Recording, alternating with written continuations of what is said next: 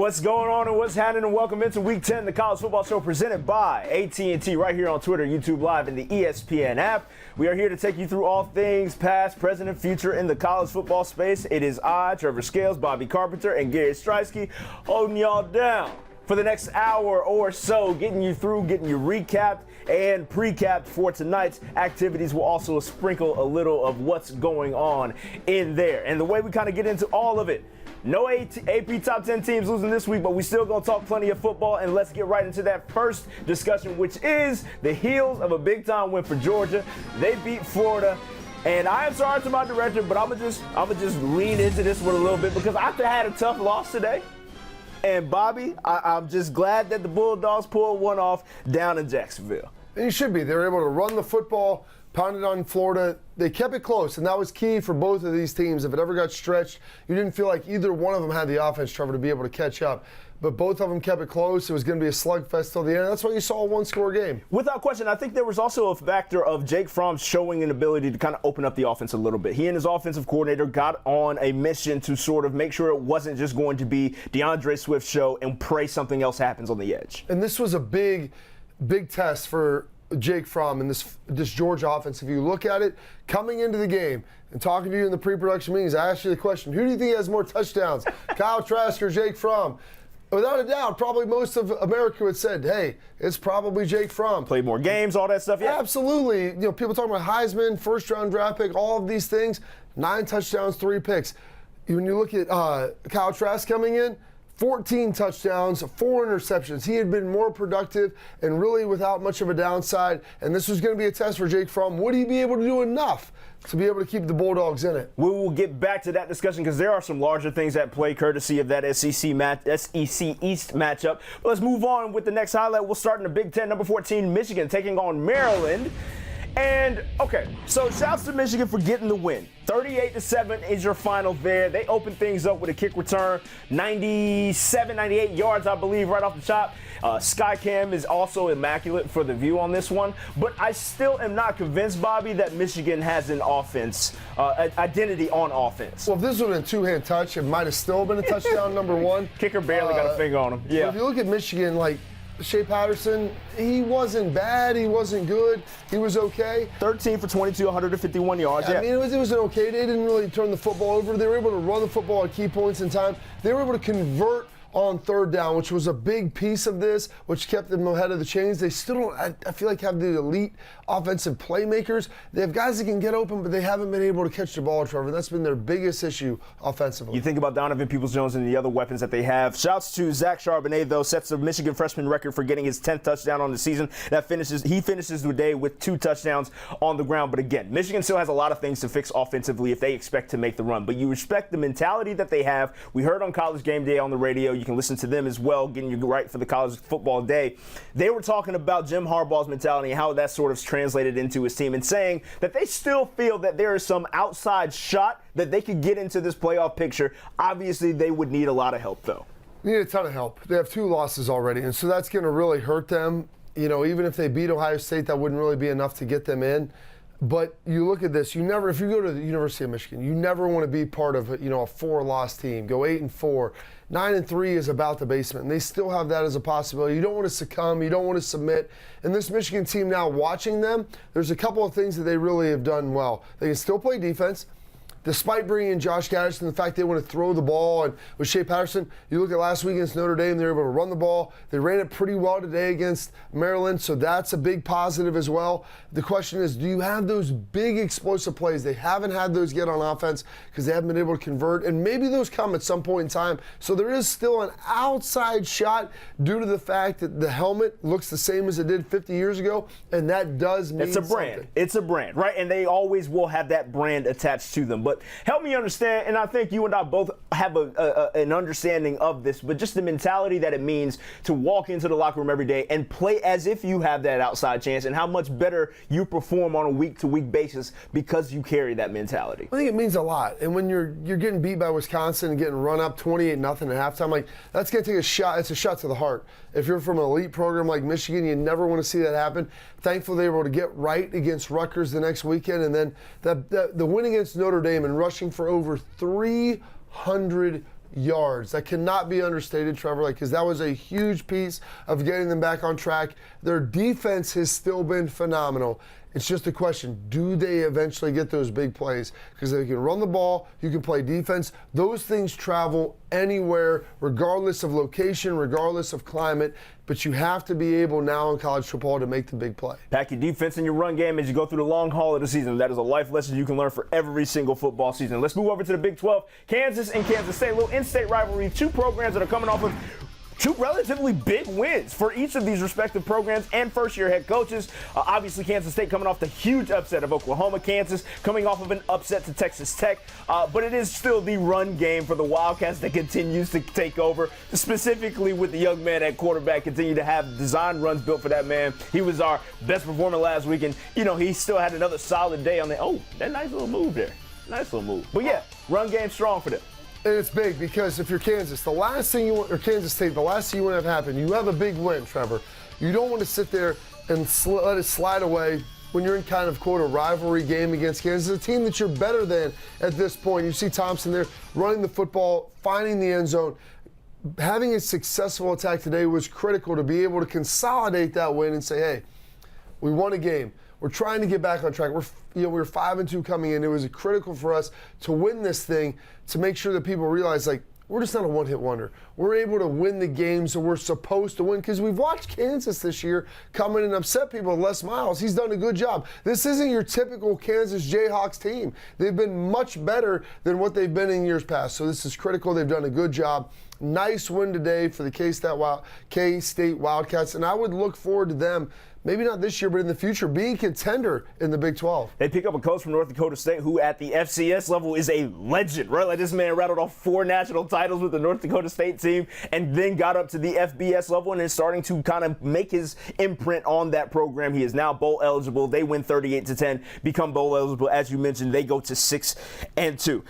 So I kind of want to have a tangential sort of discussion off of that. You mentioned that they come off of a massive win, that win being over Oklahoma.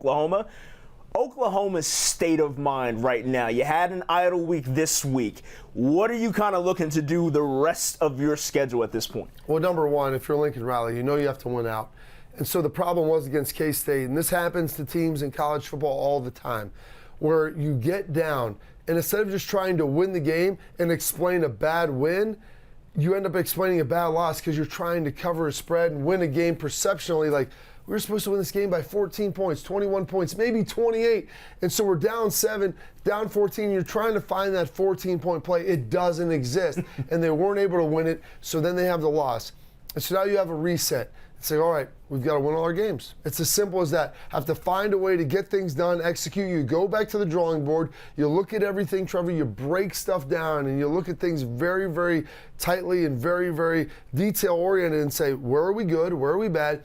And now let's find a way to move forward. And sometimes this brings the team together to the point where they may go on a run and win their next 3 or 4 games by 21, 28 points, and then get back into that college football playoff conversation because everybody knows that Oklahoma has good players. Everybody believes that Lincoln Riley is a good coach, and you've watched them do it the last couple years under him. Yeah, they've got to get style points in the worst way at this point, going down the stretch. Make sure you get to that Big 12 championship game and run the table even through that, whomever is on the other sideline. As we move through the college football show presented by AT&T, let's check in on Clemson, number 4, taking on Wofford. It was supposed to be a wash, and it was a wash. I was just most excited to see them wearing all purple, frankly. Oh, the all purple looks good, but this is a situation of playing Wofford. Clemson's strength of schedule, not really there, but they could run it, they could throw it. It didn't really matter. Travis Etienne taking it in. He doesn't even look like he's running full speed. Not at all. Right there, Trevor. It looks almost like a movie, him jogging into the end zone. Doing a great job. Saving the hamstrings. Yeah, he doesn't even really need Trevor Lawrence to be throwing it too much. And this is one of the late season non-conference matchups you see sometimes. Clemson, the ACC isn't good. I'm not going to hold that against them. They beat A&M to begin the season. As long as they win out, to me, based upon what they've done the last 4 and 5 years, that shouldn't count, but it does psychologically because they have Trevor Lawrence, because they have Travis Etienne. These guys can make plays, and we all know it. There's an inherent bias for a reason. September 28th feels like years ago at that point. That's when they barely edged out North Carolina. Since then, obviously, have won consecutive games, 45-14, 45-10, 59-7, 59-14. I know it's Wofford, and the remaining schedule is at NC State. The last ranked opponent they have is Wake Forest, and then it's South Carolina. So we're a little bit too premature to be like, oh, wait, this Clemson team is trash. This Clemson team doesn't even deserve to be in the top 4, which a lot of people are putting them for or on the right outside of. But they've been stepping on necks lately. They have lately. And again, he mentioned it. Like, we talked about it in the pre-show meeting. You can't help who your conference opponents are, and they have just looked trash, frankly, against them. But again, I've said it about Bama, and I'll say it about Clemson. There's something to making someone look like trash as well. But you also can only play the opponents that are lined up. You talk about like Texas A&M, a team that we thought was going to be at least decent, but they panned out to not even be ranked at this point. So what can you do if you're Clemson? Just win the games on your schedule, no matter how it happens. Act accordingly. That's what you have to do. And that's if you're Clemson. Unfortunately for them, their schedule is not going to give them the ability to lose a football game. And as unfortunate as that is for them, that's just the reality of it. They try to schedule up and play Texas A&M. I give them credit for that. They haven't panned out. The rest of the ACC really hasn't come along for the ride. Louisville, who's been good the last 4 or 5 years, hasn't been involved. Florida State hasn't been good this year, and then that's unfortunate for them. They're not going to have someone from the Coastal to contend with them in the conference championship game. So they're going to have to win everything. If they lose, then we'd be talking about a much more dicey situation. But I imagine them winning out, and with that, it's going to give them the benefit of the doubt, Trevor, to where they're going to be able to get in. And you can't leave the defending national champions out when they return so much. That's exactly right. Like, again, you talked about it with the brand that is attached to Michigan. There is certainly one there now that has recently been revamped courtesy of Dabo Swinney and the boys. But, like, that Clemson program is at the top of the charts for a reason, and they continue to just mollywop folks. So we'll just let them do so. Let's stick with the ACC for our best performer, presented by AT&T. And I'm a little biased because he played the position that I played. A.J. Dillon from Boston College went off on today. So BC as a whole, the Eagles ran for 496 yards on the day. He had 242 and 3 touchdowns to go along with it. This joker is large, just a very large human being, and that is very apparent in this highlight cut. It's amazing when you watch that when you're playing a team like Syracuse. They were 21st ranked team to start the season, Trevor, and BC went out. They smashed them. You mentioned it was 500 yards rushing, 240 individually. That's unbelievably impressive. And you mentioned the mollywop. I mean, you're bringing out the stick and you were beating them with it. It is unfortunate. You know, Babers in that defense right now, Gary, they are struggling mightily. They don't feel good. They don't feel good whatsoever, man. And so as you move on through the college football show presented by AT&T, let's kind of bring this thing back to the thing we talked about at the top of this here show is the SEC East matchup between Georgia and Florida. It went Georgia's way, but there are larger implications at play with this win, right? First of all, inside track to the SEC championship because you figured those were the two best teams on the east side. But when it comes to the ability to kind of sneak back into that playoff picture, did Georgia make enough of a case with the type of win that they had for you? You stopping me. You stopping me. We call timeout. Go ahead, do your thing. Do you think the SEC is the best conference in college football? It is. Who else would you put up there? Big Ten. Okay, you say the Big Ten. Maybe it's close. But you would say the winner of those conferences should be in the college football playoff. Yes. That is accurate.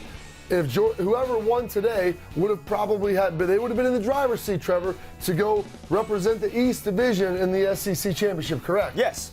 And if they win the East, they would win the SEC, correct? Ooh, that's where it gets dicey because out of the other side. They would have. If they beat Bama, if they beat LSU. Oh, well, so yeah. So if they win that, if they go through the SEC championship, yes, absolutely. So they would deserve to be able to without play, question, yes, if they get that. regardless of who else was in there. And you see DeAndre Swift and what they were able to do. I mean, they were phenomenal today. Yes. When they needed to be. I mean, it wasn't a blowout. Florida's a good team.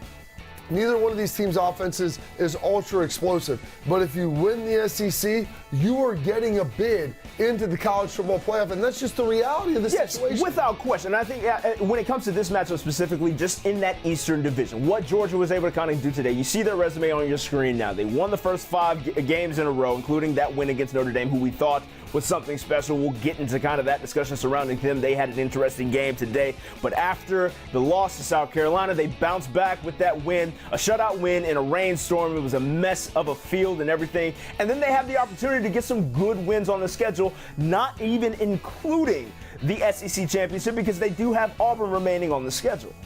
It is. It was big for them. The one thing about the Kentucky win, dominant over Kentucky, it was 0-0 at halftime. Yeah, it wasn't 0-0. Now it was wasn't a slop fest. It was a rainstorm. You know, the thing that people are having a hard time trying to figure out is how good is this Georgia team? Like, what are they? They can run the football. Everybody knows that. They can play good defense. Jake Fromm, people talked about him being a Heisman Trophy candidate coming into the season, hasn't really performed to that level as of yet. And I think a lot of that has to do with his receivers. He threw some good balls today that should have been caught. His guys have to make plays for him. They have to do something. Your teams, like Ohio State, you look at Alabama, you look at Clemson, like LSU, some of these elite teams, they'll just load the box. Dare you to throw. And if you can't make plays down the field, it's going to be a long day for the Georgia Bulldogs. Now, when we shift to the other side of this matchup, Florida takes the loss here. They're at 2 losses on the season, but when you look at the 2 losses that they have, it's LSU and Georgia. So, like, it's tough to really kind of completely remove them from the conversation, but it's going to take a massive amount of help. And you talked about Kyle Trask early in the show, just about how he's not necessarily as the highest ceiling that Felipe Franks provided for you, but he's certainly nowhere near the floor. He's going to be somewhere in between that sine wave that goes up and down with Felipe. It's going to be right here at the even keel, the flat line for you. Kyle Trask is much more consistent. He's not going to give you the exciting plays, but he's a big guy. He's physical. He was able to run the football. He could pound it in there. As you look at Florida's resume, they won their first 6 games in a row. They beat Auburn, which I didn't think was able to happen given Auburn's defense. Now they're able to run the ball 24-13 at home. They lost in Week 7 at Baton Rouge. And, 42-28, I don't know if that game, that score fully does the game justice, Trevor. It was a tight game. It's a lot closer. It was a lot closer. Tight game throughout. And then, they were gutted out a win against South Carolina, which South Carolina, they're picking people off, right? Like they're a sort of Kansas State sort of element within the SEC that just kind of, they'll ruin your season if you let them. And then that's exactly what it felt like, for me at least, when they played Georgia. But they could have messed around and done that to Florida. But Florida, again, those 2 losses on their record aren't bad losses whatsoever. They're games that you look at and say, I can rationalize you being still one of the top-tier teams. Absolutely you can. The problem that Florida's going to have now is for them to get in the SEC championship, Georgia's going to have to lose 2 games because they hold the tiebreaker essentially over them unless you have some sort of 3-way tie where things get a little sideways. But they own the tiebreaker. I think even them being 10-2 or 11-2, if they won the SEC championship, they would get in given the schedule they played. If they want it, you're going to put them in. You're putting the SEC champion in. Okay, regardless. Their problem is going to be, Trev, their ability to play for that SEC championship. It's going to take a lot of help just to get into that part of the dance, but you can only do what you can control, and that's exactly what the Gators are going to do, and Dan Mullen will have those boys coached up to do just that going forward. So as we kind of talk about a little bit of the treetop discussion surrounding the top 6, I want to kind of get your update on the top 6 as it stands today for you. As we close out Week 10, I want to kind of get your take on what exactly is your top 6 and why you have them ordered the way you do. Well, I'm going to look at it based upon who they played. Number 1, LSU. They played the toughest schedule. They're undefeated, and they've looked good doing so. Joe Burrow has been the straw that stirred that drink, but he's been so much more. He's been even a little mixer. Treavor that's amplified that offense. Ohio State, people are saying they're the most complete team. They've got Heisman Trophy candidates on both sides of the football. That's big. Bama, Clemson, I think enough is said for those guys. Right. Those are the teams that have simply played for the national championship seemingly every season. Penn State, nobody's talking about them. Really good defense, undefeated, a big play offense. Maybe they're not consistent and can drive the football, but they can have those big explosive plays and keep them in it. And then Georgia, by getting a win today, they're a 1-loss team. They've played a tough schedule. They have a really good run game, a really good defense. It's also going to come down to Jake Fromm and those wide receivers. How good can they be to be able to put that offense over the top? Look, I'm not going to sit here in front and try to break down anything more because Bobby did an excellent job of it. And you can go ahead and fire up my graphic because it looks exactly the same as his. And it's a large part due to the exact same reasons, right? He went through the top 4 and named exactly what needed to be said regarding that top 6. And so I guess for me, when it comes to the Penn State dynamic and the Georgia dynamic, when you get into those 1-loss teams overall, it is about their max, what you can see them playing to the best of their abilities. I think Sean Clifford and KJ Hamlin have something special when it comes to that connection. That defensive line that you touched on, also something extremely special. I worry more about Georgia and their ability to create any offensive plays that are explosive, like you mentioned as well. But it is the brand power that keeps Alabama and Clemson in there, straight up and down. It's a big piece of it. And outside of that, outside of LSU, maybe Auburn could beat Alabama. Clemson, I don't foresee them losing a game. And so if they're undefeated, you're going to put them in. Yeah. I mean, it just makes sense. They're undefeated. An unblemished record, They've won a couple national championships in the past few years. Like, it makes sense to put them in. Everyone knows how good Alabama is. LSU, they've played the toughest schedule. They've won all of their games. Some of the big questions. We're seeing things that are like completely different from that team's brand and what it has been historically. Well, because they can throw the football. Correct. That's a big piece of it. But Penn State, good defense, and they can make big plays. The question is, can they have those big drives when you really need them? If you need a 13-play drive to chew some clock, if you need to get a first down at the end of the game, can they ultimately do that? That's been kind of James Franklin's bugaboo. He's been really good the last 3-4 years, but against Ohio State the last couple of seasons, they've struggled late in the game to make decisions to be able to convert first downs, to either run the clock out or to get a score to finish off the game. They haven't been able to do it. That's their issue. Georgia today, I had an asterisk by them. We're doing the graphics for this. If they lose, they're out. I was going to slide Oregon in because Oregon's been really good. Yep. But you know what? When you beat the 8 team in the country, or beat the 6 team in the country, how can I drop you down? I can only amplify you. Georgia's a really good ball club. Without question. Funny there. you mention Oregon, I was getting ready to say, I feel like you're getting ready to set this place on fire. Go ahead. Every single time I do these rankings, all I try to imagine myself as is these impartial, or supposed to be, right, rankers and people who evaluate the schedule and say, all right, what are we missing? What do we need to add? And everybody talks about ranking equity and ranking balance, but all we ever talk about it looks about the same as mine. It is, but basically I just slid in Oregon because everybody after 5 is a one-loss team, and it's always Power 5 this, Power 5 that. But we only ever talk about the ACC, the Big Ten, and the SEC, and we lose thought of everybody literally west of Alabama. We don't even got to go to Mississippi. It's west of Alabama. There's no other team. Don't worry about past Mississippi River, it don't matter. And at this point, we got to show love to the one-loss Oregon Ducks. They lost on opening weekend to Auburn. Since then, they've been rattling off big wins, and people forget about them lonely up in the Northwest. Look, I think the early loss is what helps the most, right? Sure. Like, it's easier to forget, but they've won 8 in a row. But it's also like such a weird dynamic in that when you lose early as a Pac-12 team, you just get written off. It's not necessarily like you're forgiven. Yeah. Well, the thing was the Pac-12, everybody knew they had a limited margin for error, and this was going to have to be a situation where they would probably have to go seemingly undefeated to get in. And you look at that loss against Auburn. They controlled the game. They were leading until the final moments of the football game. Like, it wasn't like they got run or was even a 10-point loss. Like, they were winning. It was a last-second play that essentially turned the tide. Justin Herbert's been playing really well. But, Gary, here's the problem. They're playing USC today. They're only 4.5-point favorites. USC, elite players on the outside. They may not be playing all that well, but they're not playing well due to lack of talent. They're playing well due to lack of execution. So if they can pull that thing together, it could be a rough night for them tonight. This is going to be a big test for the Oregon Ducks. And I will say, too, like, style points matter, right? Like, the 8 games that you mentioned that they rattled off, like, not all of them were doorsing of the opponents like the way that we've seen some of the others. But I will talk out the other side of my mouth and say, like, Georgia hasn't necessarily been that impressive in their wins either. So it's a matter of kind of figuring out who you like better out of the 2 matchups when you come to that 5 and 6 o'clock, because they're all so jammed up. This is just a diplomatic move on my part. Oregon, the Great Northwest Pac-12, we ain't forgetting about you. We're just saying, be more impressive, okay? Gary wants some gear. That's what that is. And also, my P.O. box is... No, man, Harvard hooked it up. It's all good. And I got my gear. In there. Probably don't like my gear, though. Look, This is the College Football Show presented by AT&T right here on Twitter, YouTube Live, and the ESPN app. Treavor Scales, Bobby Carpenter, Gary Striewski over there. And let's get into, Gary got something to say. You got something to say? I'm excited, and Bobby's finally going to be on my side. We're talking Heisman. Okay. Are we talking a potential Ohio State Heisman? Well, for the first time all season, at least the conversation is seriously being had. And by serious, depends on your definition of serious. One, Chase Young. He's a monster. Everybody knows that. Probably going to be the number 1 overall pick if any GM in the NFL has a break. Can we please run the Chase Young sizzle just to back me up here? The greatest honor in football.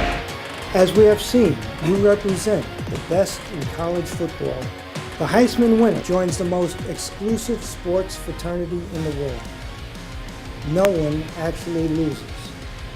In the future, whenever the winner's name is mentioned, Justin Fields, Joe Burrow, Chase Young, Jalen Hurts, Tua Tagovailoa. it will always be followed by the defining phrase, Heisman Trophy winner.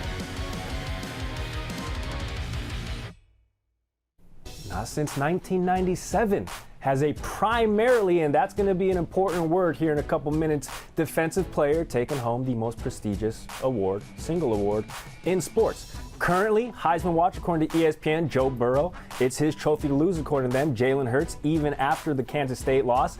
And then we got our guy Chase Young coming in at number 3, and then Tua Tagovailoa in at number 4. So these are currently how our ESPN.com rankers think the Heisman Trophy presentation is going to go down in New York in just a couple of weeks. So Heisman Young. Chase, You already give it to him. You already give it to him, bro. That's how I got to read to Get him, it. Floyd. Here's what we got to do. Chase Young, he has to break Terrell Suggs' single-season sack record of 24 that Suggs had at Arizona State. Currently, with 4 games left to play, 13 and a half. So can he theoretically get 3 sacks a game over the course of the next 4 games? That was a deep exasperation, but the answer is yes. It's Maryland, it's Rutgers, it's Michigan, and it's who else, Bobby? Penn State. And it's Penn State. So maybe he needs to front load that, but still, doable. What else does he need to do? Reach double digits in forced fumbles. Currently has 5. Again, 4 games left. That seems to me like it's going to be the hardest thing to accomplish because, of course, you got to get to the quarterback or you got to get to the ball handler quickly. And then lastly, and fellas, I need you to just rock with me on this. This is a hypothetical, Okay. right? Because All right, we now. know that the Heisman Trophy is a very slanted votership group, right? That's not even a word, but listen, it's all good. It's people who want to see big numbers offensively.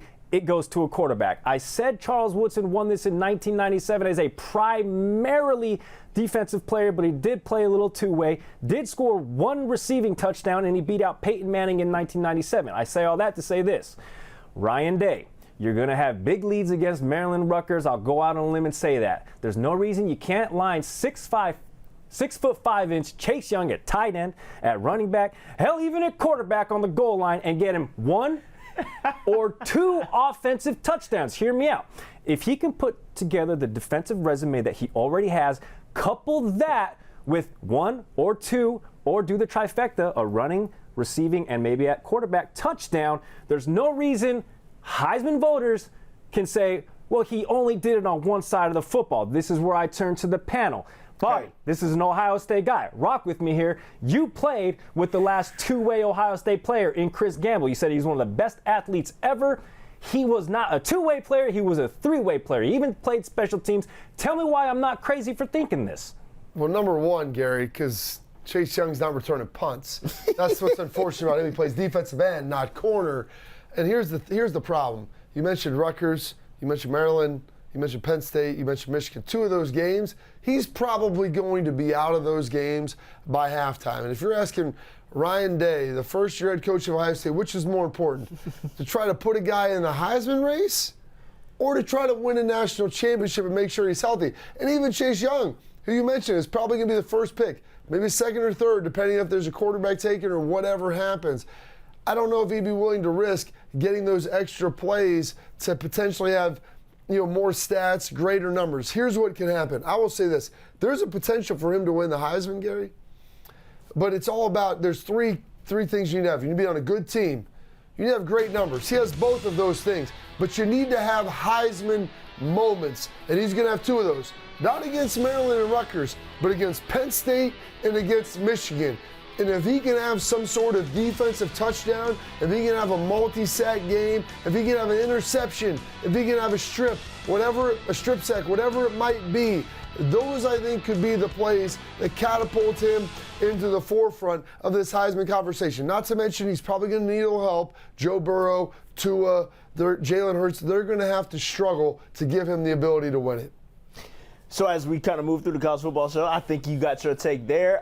It's tepid. Like, it's not quite all the way out, but he's letting you know, look, man, there's a chance. It's inside the realm of possibility. That's all it's got to be. Just 11 sacks. Coach, let me get in the end zone. 11 sacks, 5 forced fumbles. That's all he needs. He's real good. He is great. He's great, man. They call him the Predator. They call him the Predator for a reason. I can see that. Yeah, no, the Dreads make it. The Dreads make it without question. So let's check in our responsibility here on the College Football Show presented by AT&T is to check out all things past, present, and future. And the present element of that is what's going on. And Gary, you want to take this or you? Yeah, let's do it. You know what? I'm off my Chase Young high horse. We got Utah. We got Washington. We got Jacob Eason finding Hunter Bryant for 34 yards. That's pretty in purple. That's nice. That's a great ball right there. You look at Jacob Eason, backup quarterback of Georgia maybe a couple years ago. Yep, still sick about it. You should be. You should be. That put him up about what they've had 14-3. there. Him, Justin Fields, both of those guys backing up Jake Fromm, looking really good this season. And this was a game where Washington was the dog. Coming in, playing a really good Utah defense. Gives one up right there. It's unfortunate, but played a pretty good game for the most part today. That was Hunter Bryant again right there. But, we got a turning point. That's a pick six. Jacob Eason, pass intercepted for a TD. That's Jalen Johnson, 39 yards to the crib. And then a Utah touchdown right there, 2-yard score. Utah currently leads 33-28. Hey, we appreciate that, dog. That's a good little update. You got us covered right here on what's going on. Well, and that's the best thing that could happen in the Pac-12. Yes. Believe me, as much as they love Washington, they want Utah and they want Oregon to win so that those two teams can be playing in the Pac-12 championship there in the first weekend of December because they need two teams ranked in the top 10 to give them a chance should something open up. Let's get to what our other responsibility is, and that is the future. What's coming up for your slate, what to watch this evening as we kind of kick things off here on this primetime slate. Number 11 Auburn taking on Ole Miss on ESPN. That kicks off in just a couple seconds. Same with Memphis and SMU on ABC. That is your top 25 ranking matchup of the night. Vanderbilt and South Carolina getting after it on SEC Network. And to close things out, a solid matchup on ACC Network as well. Virginia taking on North Carolina.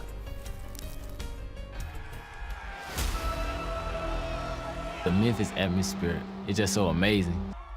No other feeling than coming and playing in front of a lot of fans. I expect a Liberty Bowl to be rocking. It should be packed out. It should be loud. Two nationally ranked opponents coming in, Western Division Conference rivals. If you want to become a great program and you want to become an elite football program, you have to win these kind of football games. It's going to be a real dogfight. Nothing easy out here, everything taken. You know what I'm saying? You don't get nothing given to you. I know we're ready. May the best man win. And that begins the primetime matchup portion of this here college football show. And to get into it, let's get a little primetime preview courtesy of today's lesson. Brought to you by Dos Equis, and it comes courtesy of one Dan Orlovsky. Hey, this is Dan Orlovsky for the College Football Show, and today's lesson is going to look at the matchup between SMU and Memphis. Lesson number one, SMU's offense and really their explosive plays, one of the best teams in the country when it comes to 20-plus yard plays. Memphis' defense has been pretty good this year, but was exposed a little bit last week against Tulsa. And then lesson number two, both teams' red zone defenses are in the bottom quarter of college football. Which defense can rise up and maybe force the other offense to kick some field goals or maybe get a turnover? That will go a long way in determining who wins this ball game. And that's today's lesson. Today's lesson is brought to you by Dos Equis, who reminds you to enroll in their college football college. Win any football argument with a football watching degree from their online school. Classes in session at dosequis.com/edu. And we're just getting started with the voices on this here preview for your primetime matchup. Next up, Maria Taylor. She's on the field taking care of business. What's up, guys? It's Maria here from the primetime ABC matchup between Memphis and SMU.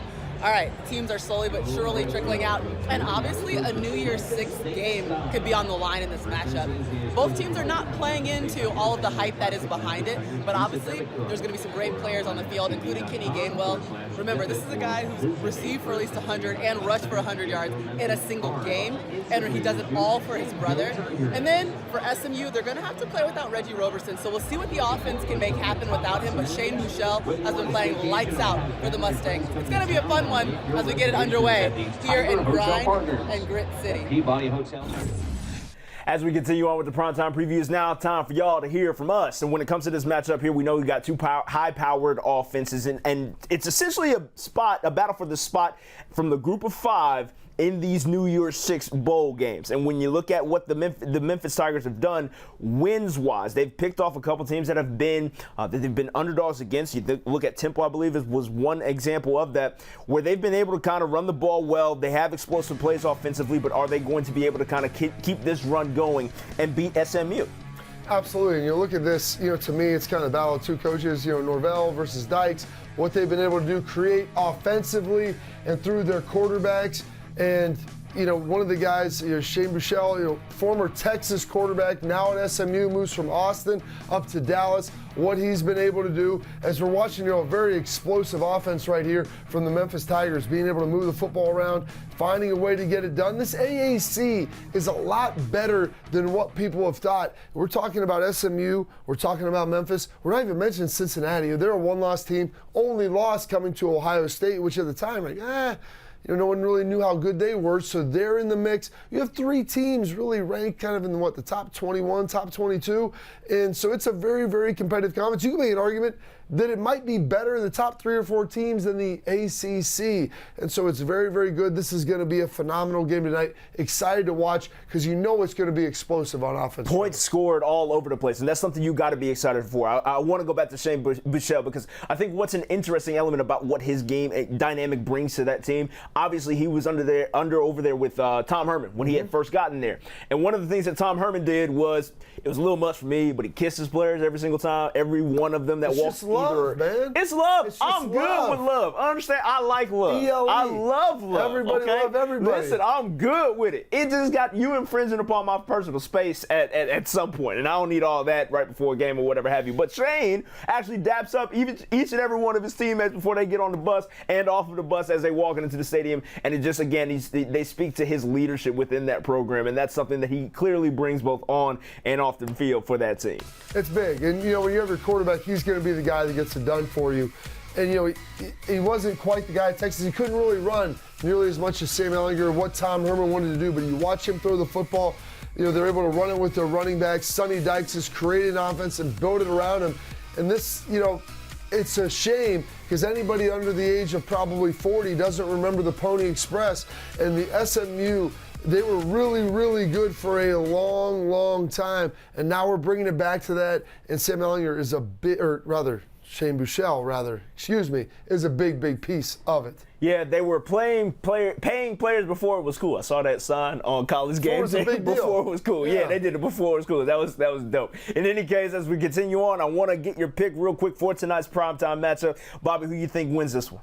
Ooh, this is tight. This is really tight. SMU has found a way to win all the time, and I don't know if they're the better football team, but the better team doesn't always win, and that's what's amazing about this. I think SMU and the Mustangs, the Pony Express 2.0, find a way to get it done. And I think they have enough defensively to kind of slow down Memphis. And again, I'm riding with you. They just find ways to win. I don't see why it wouldn't continue in this one. So as we move on the College Football Show presented by AT&T, we're going to have a little fun. The fellas, Gary, Striewski, and Bobby Carpenter, had some questions about what we had these here signs for. So I'm going to ask these gentlemen to go ahead and pick them up for me. And you saw the front end animation. It's called Who Takes the Real L. We talked plenty about what goes down in between the lines. We talked plenty about the nuances of the game, the numbers behind them. But we ain't worried about that right now. We kind of want to figure out who you think is going to win in a mascot battle in real life. Oh, a mascot battle, right? So see, you understand? Yeah, fight. I think Christine Williamson had his cuter one time.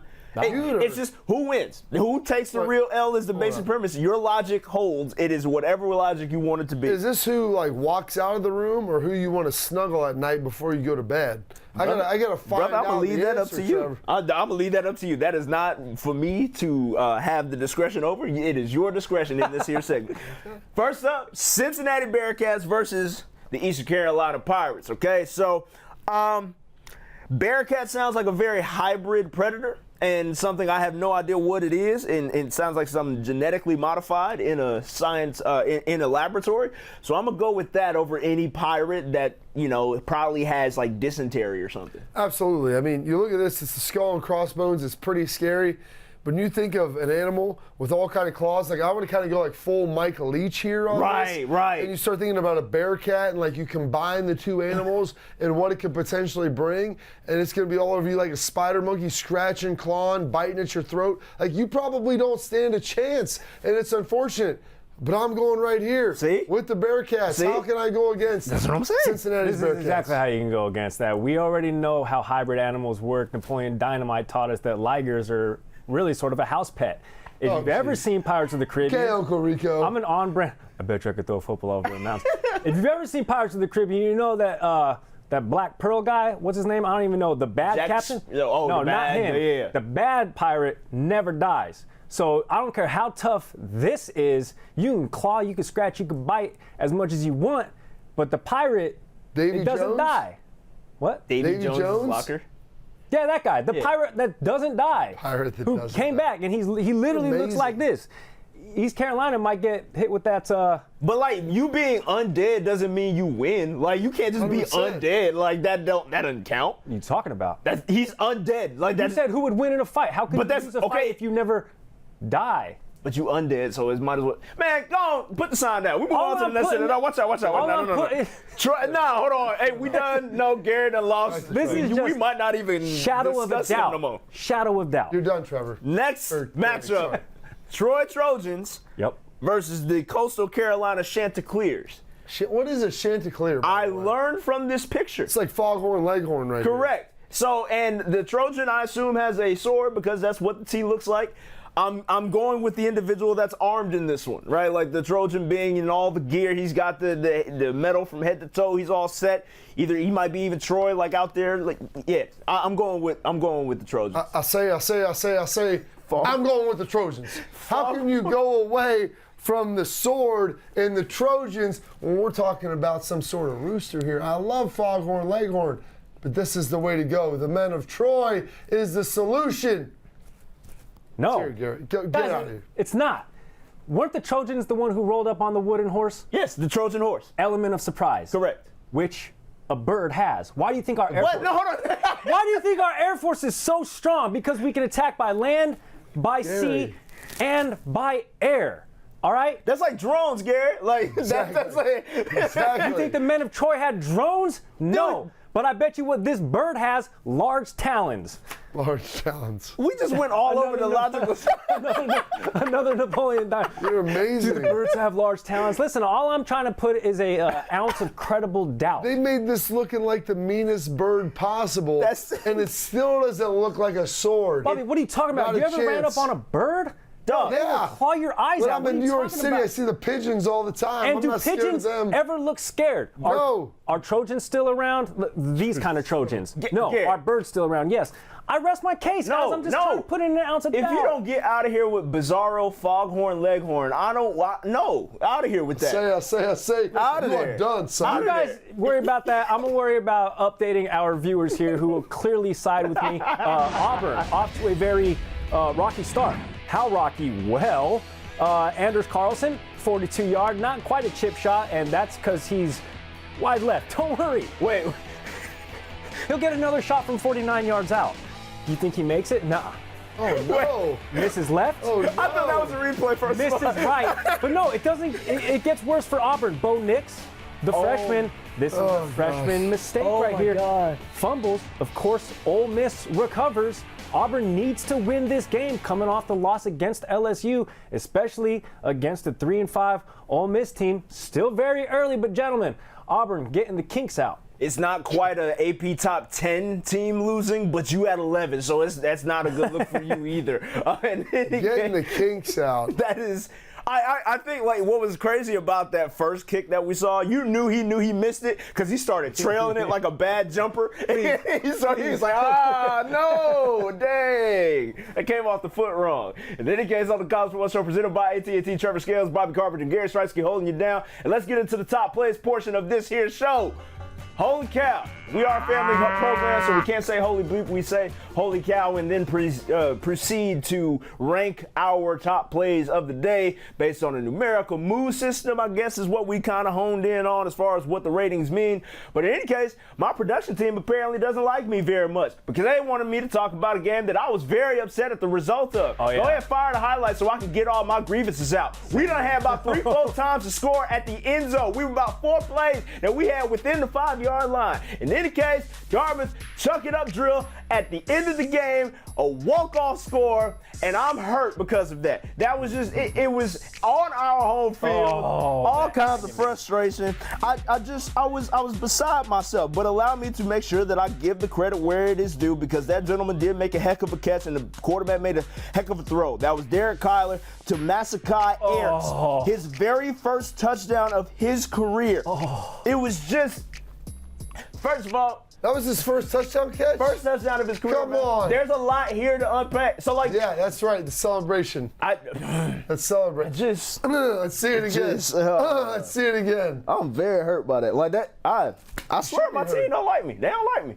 That's terrible. That's just all bad on y'all. Forget the offense. Let's start getting into some defensive stuff here. No, hold on, because I got to score it. You know what I mean? Because, like, you know, just real quick. It's very simple. It's not going to move far. Go ahead and fire it, because I ain't moving it at all. Oh, no. 50. And why? In there. 0. Get that play out of here. I don't want to see it again. That's a game winner. Yeah, against my team. What happened to impartial journalism? No, not around here. Not on the college football show. What you thought this was? At least Gary, he's not going to lie and pretend to be impartial. So no.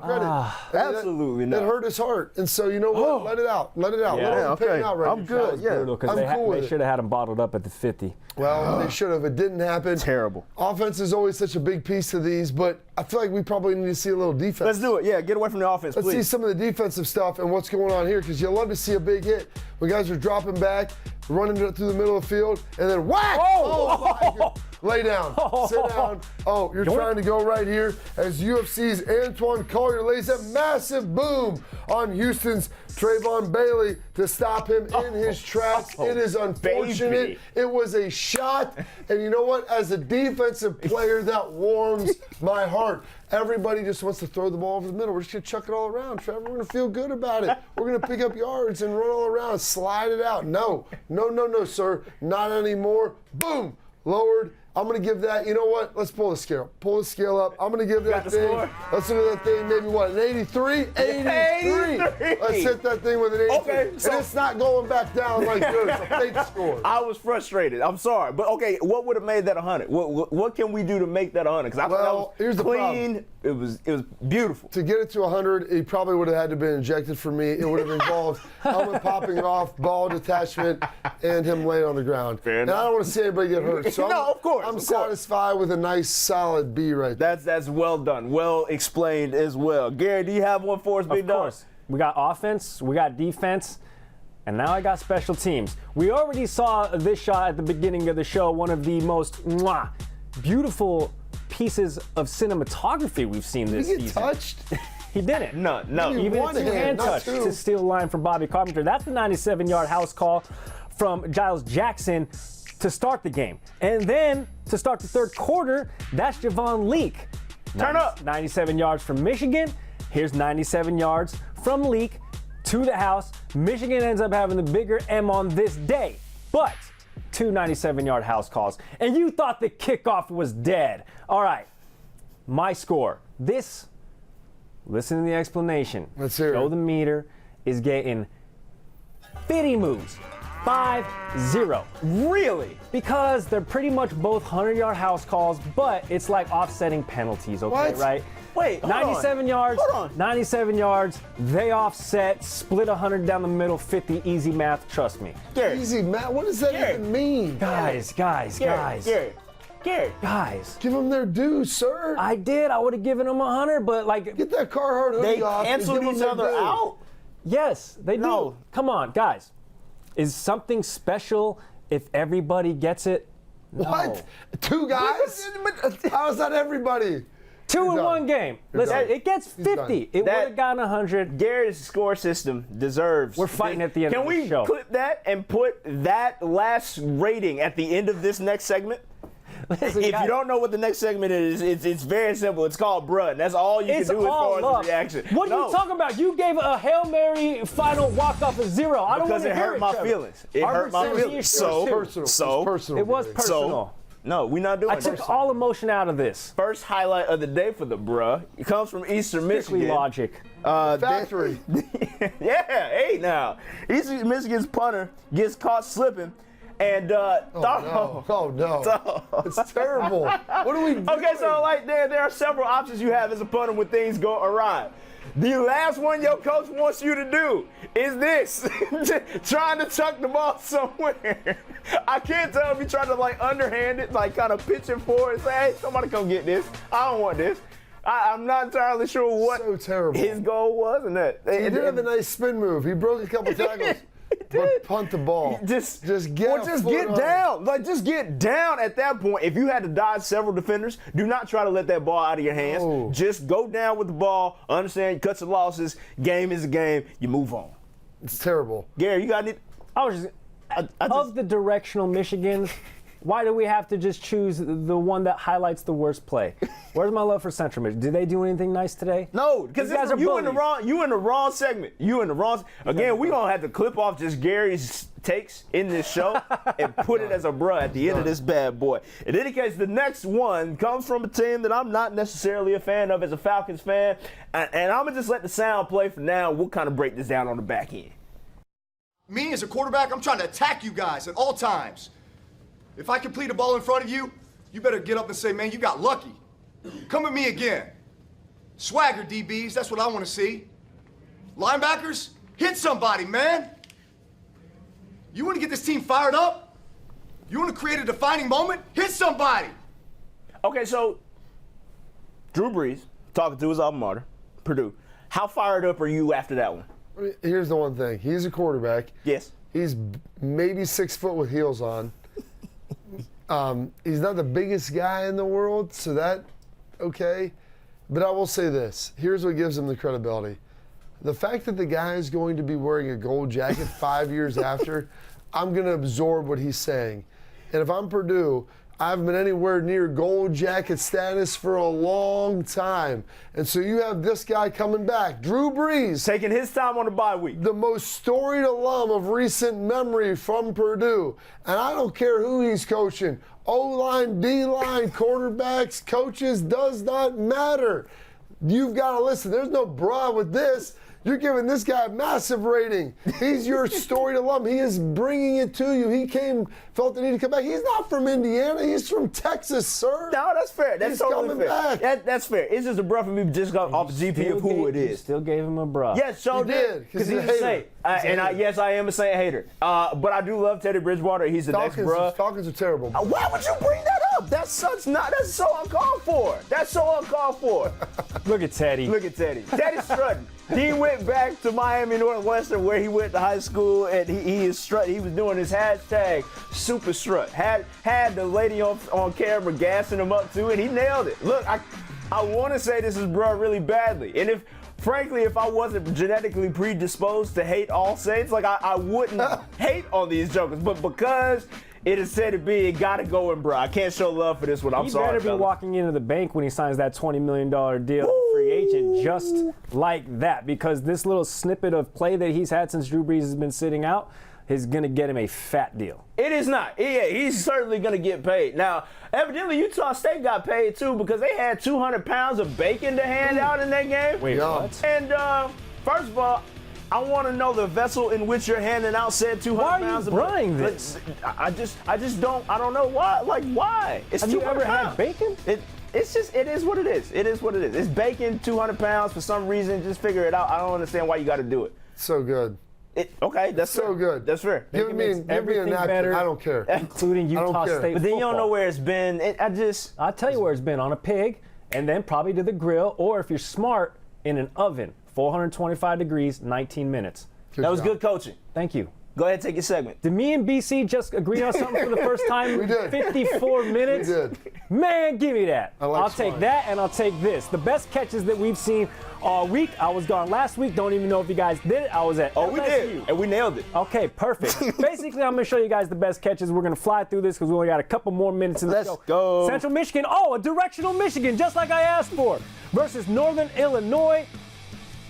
Oh, yeah. Actually, that was beautiful. I saw that on there. Khalil Pimpleton. Wait a minute. Run that back here. Hand-eye Run that back real coordination. quick while they sort Give it out. that name a 100. Khalil Pimpleton. Tip. drill a Dive couple in there. times, Get his hands dirty. and that's a reception. Yeah, I'm that gonna show is. one more time because Nah, you ain't. Keep it pushing. 1.5 times, 2.5 times. Just Google it. Next, Houston at UCF. Singleton making a clutch grab in the corner of the end zone. This is Clayton Tune finding Jeremy Singleton of UCF fame, or excuse me, of Houston fame. Shout out to the 713. Reaches out for the catch. Ooh, pulling it back too. And the all reds, by the way, saucy. Crispy. Red is a beautiful And color Houston's on in any a tank. uniform. They're in a tank mode this year. Yeah. They're making Oh, plays gosh. like this.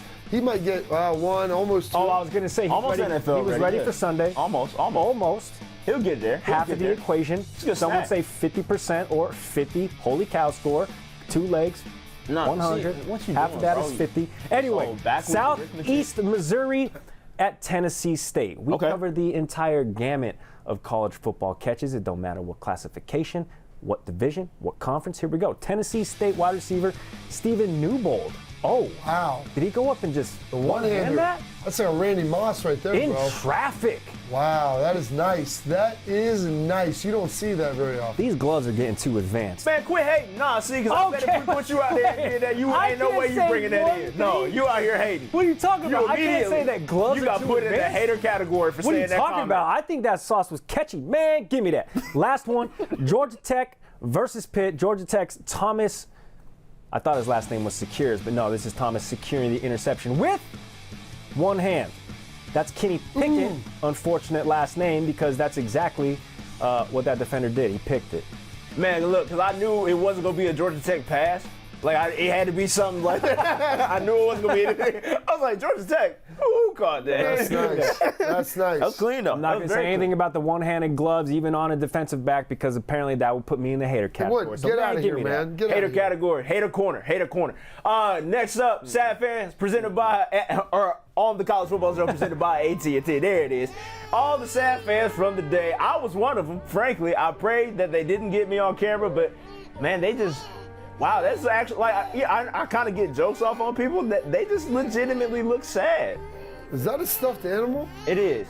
Why is that there? I don't know. Is that a... I thought that was That's an NC State cat, right? I can understand if you're Syracuse and you're sad. That makes complete sense. The Orangemen have not been good at all this year. They're ranked 21st.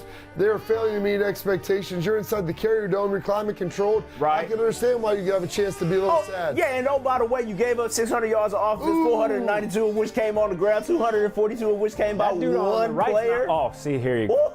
What's that?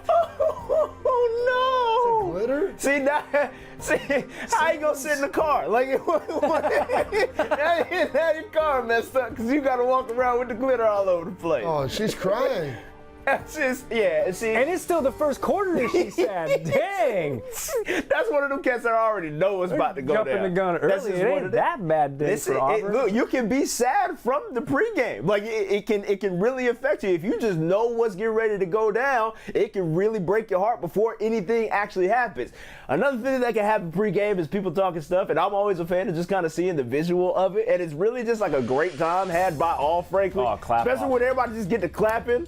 I'm not entirely sure what it does. I don't know why. What was the nickname for the The Illini? Champagne Santa. What? Lovie Smith has them going, baby. He does. They beat Wisconsin. They're rolling. They're feeling good. Feeling themselves to the max, and they were all off on the other sideline, just all up in Rutgers. I guess it's their stadium because it appears that they are wearing the home jersey. sir. But they are all off in enemy territory, having a little clap off, evidently. Well, you feel good about it, man. When you won some big games, you haven't won there for a while. Good job for Illinois. Good on them for sure, but you just got to watch yourself when you kind of just step into somebody's space.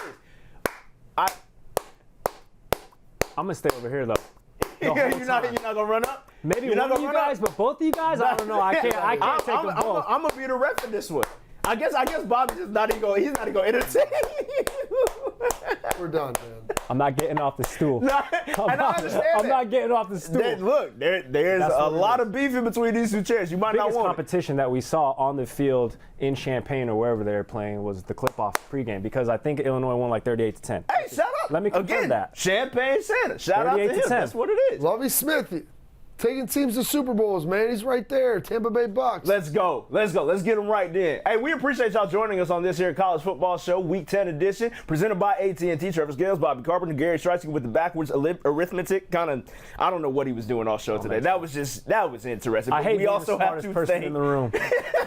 We have to thank the production staff for holding us down, man. It is a wild roller coaster of a show, and they keep up with us somehow, some way. We also appreciate you watching right here on Twitter, YouTube Live, and the ESPN app. We hope that we got you recapped, and also prepped and ready to go for this week. And we will see you next week and beyond right here on the College Football Show presented by AT&T. Until week 11, this has been week 10. Y'all take care now. Easy.